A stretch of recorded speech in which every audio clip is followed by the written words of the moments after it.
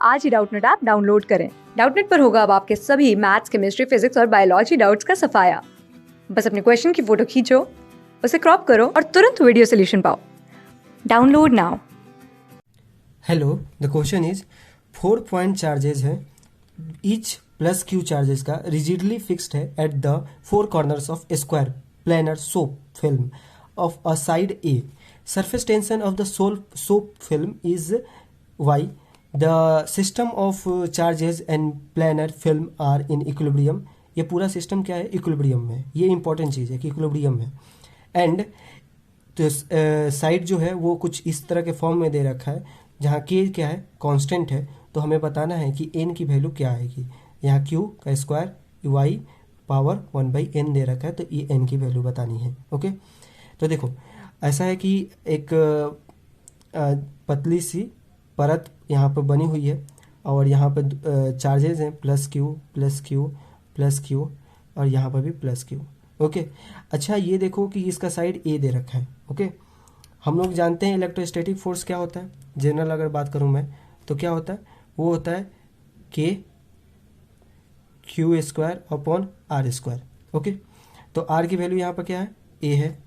इन दोनों के लिए भी ए है और इनके लिए क्या कितना है? √2a है। ओके, क्योंकि ए और ए पाइथागोरस लगाएंगे तो ये √a आ जाएगा। ठीक है, तो ये √a है इनके लिए। तो इन दोनों के बीच का अगर हम इस पे फोर्स बात करें, इसके कारण इस पे फोर्स की बात करें तो क्या आएगा?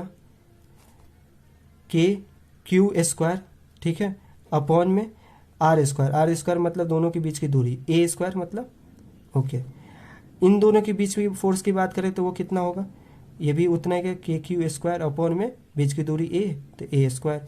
और इन दोनों के कारण की बात करें जो कि 45 डिग्री एंगल पे ही जाएगा, तो ये कितना आ जाएगा? के q square upon √2a square, मतलब कि 2a स्क्वायर हो जाएगा। √2 का स्क्वायर करेंगे तो 2 हो जाएगा और ये ए स्क्वायर, तो ये आ जाएगा। ठीक है, तो इन दोनों का अब रिजल्टेंट ले लेते हैं। तो ये दोनों का रिजल्टेंट क्या आएगा? इसी डायरेक्शन में आएगा और वैल्यू कितनी होगी? तो वही रिजल्टेंट कैसे निकालेंगे? मान लीजिए ये F1 है और ये भी F1 है, तो क्या होगा? F1 का स्क्वायर प्लस F2 का स्क्वायर, यही तो होता है। और रूट डाल देते हैं तो ये रिजल्टेंट आता है। Okay,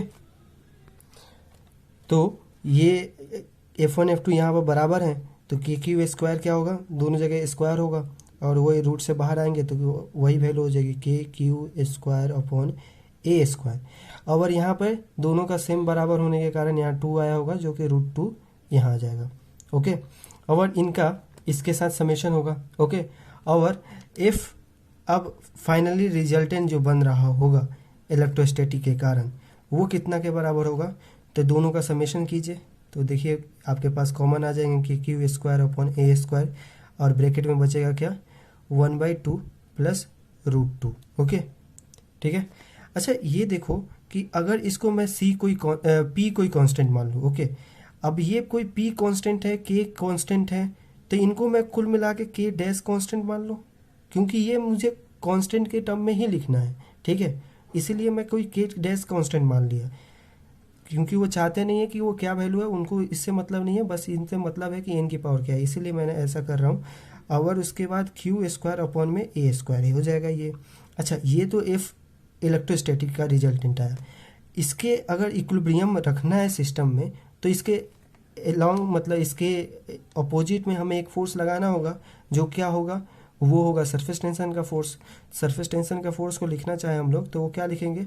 surface tension constant, force constant into length into हमारा कोई और कांस्टेंट कोई भी होगा, मान लेते हैं सी। ठीक है, तो ये कांस्टेंट है, ये ध्यान रखें, और ये भी कांस्टेंट है, तो कुछ ये ऐसा आ जाएगा। तो देखो यहाँ से हमारे पास ए की वैल्यू क्या आ जाती है?